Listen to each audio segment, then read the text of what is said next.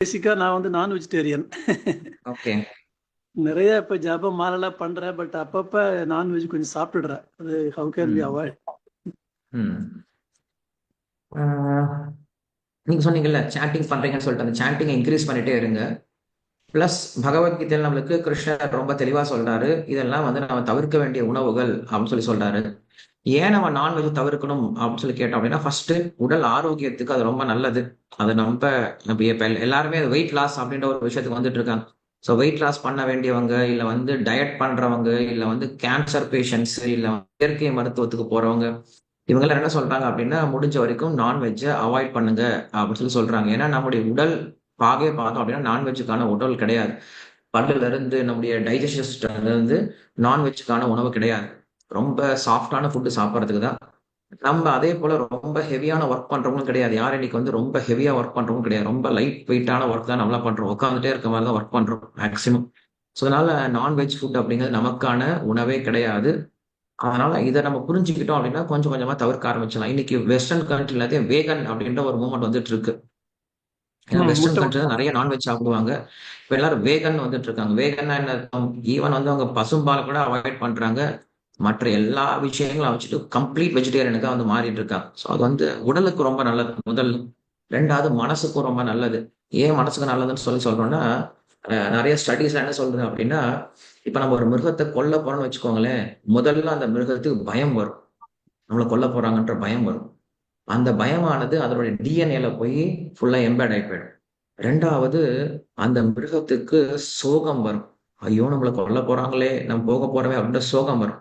அந்த சோகமும் அதனுடைய டிஎன்ஏல போய் ஒட்டிக்கும். டிஎன்ஏல போய் எம்பேட் ஆயிடும். அதுக்கப்புறம் கடைசியில 3வது கோவம் வரும். எப்படியாவது அவங்ககிட்ட தப்பிச்சிடணும் அப்படின்னு சொல்லிட்டு கோவப்பட்டு நம்ம மேல அட்டாக் பண்ண வரும். ஏதாவது ஒண்ணு பண்ண முயற்சி பண்ணும். அந்த கோவம் என்ன பண்ணுது? அங்க போயிடுது. கடைசியில கொன்னுடுறோம். கொன்னுட்டு அத சாப்பிடும்போது அதனுடைய டிஎன்ஏ தான் நம்ம சாப்பிடுறோம். சாப்பிடும்போது என்ன தெரியுமா ஆகும்? நம்முடைய மனசுலயும் இந்த பயம், கோபம், ஏமாற்றம் இதெல்லாம் நம்ம மனசுலயும் வரும். சோகம் எல்லாம் மனசுலயும் வரும். ஸோ நாம் என்ன உணவு சாப்பிடுறோமோ அந்த கான்ஷியஸ்னஸ் தான் நம்மளுக்கு வரும். நீங்க ஃப்ரெஷ் ஃப்ரூட் சாப்பிட்டு பாருங்களேன். உங்களுடைய கான்ஷியஸ்னஸ் ரொம்ப ஃப்ரெஷ்ஷா இருக்கும். உங்க திங்கிங் ரொம்ப ஃப்ரெஷ்ஷா இருக்கும். உங்களுடைய உடம்பு ரொம்ப லைட்டா இருக்கும். ஃப்ரெஷ் ஃப்ரூட்ஸ் இல்ல பாயில்டு வெஜிடபிள்ஸ் இந்த மாதிரி நீங்க ரொம்ப லைட்டான ஃபுட் சாப்பிட்டீங்கன்னா ரொம்ப மைண்ட்லாம் ரொம்ப ஃப்ரெஷ்ஷா இருக்கும்.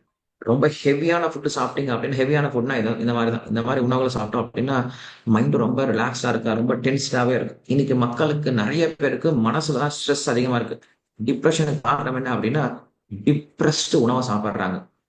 அந்த இருக்கக்கூடிய பிராய்லர் கூடிய கோழிகள்லாம் ஆயிரக்கணக்கான கோழிகளை ஒரே இடத்துல போட்டு அடைச்சி வச்சு அதுக்கு சுவாசம் கூட சரியா செய்ய முடியாம அதை ஃபோர்ஸ் பண்ணி சாப்பிட வச்சு நல்ல வகையில வளர்க்குறதும் கிடையாது. அந்த மாடு, ஆடு என்னல்லாம் மீன்ஸ் அத நான் பார்க்கலாம். இதனால நம்மளுக்கு மனசுக்கும் ரொம்ப நல்லது கிடையாது. ஆன்மீகமாவே நல்லது கிடையாதுன்னு சொல்லி சொல்லப்படுது சாஸ்திரத்துல. ஸோ அதனால என்ன பண்ணலாம்? நம்ப புரிஞ்சுகிட்டு உடனே நிறுத்த முடியாது. கொஞ்சம் கொஞ்சமா என்ன பண்ணலாம்? நிறுத்த முயற்சி பண்ணலாம்.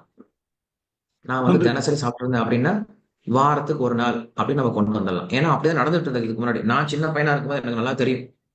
வீட்ல எல்லார் வீட்லயும் வந்து வாரத்துக்கு 1 நாள் தான் சமைப்பாங்க. ஞாயிற்றுக்கிழமை ஆச்சுன்னா எல்லார் வீட்லயும் நான்வெஜ் சமைப்பாங்க. அன்னைக்கு எப்படி சமைப்பாங்கன்னா, வீட்டுக்கு வெளியில ஒரு பாத்திரம் தனியா அதுக்காக வச்சிருப்பாங்க.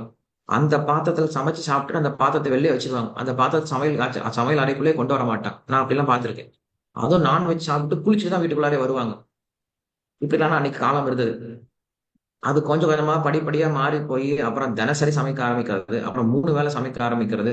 இப்ப எப்ப பார்த்தாலும் நான்வெஜ் சாப்பிடுறது அப்படின்ற ஒரு பழக்கத்துக்கு வந்துட்டாங்க.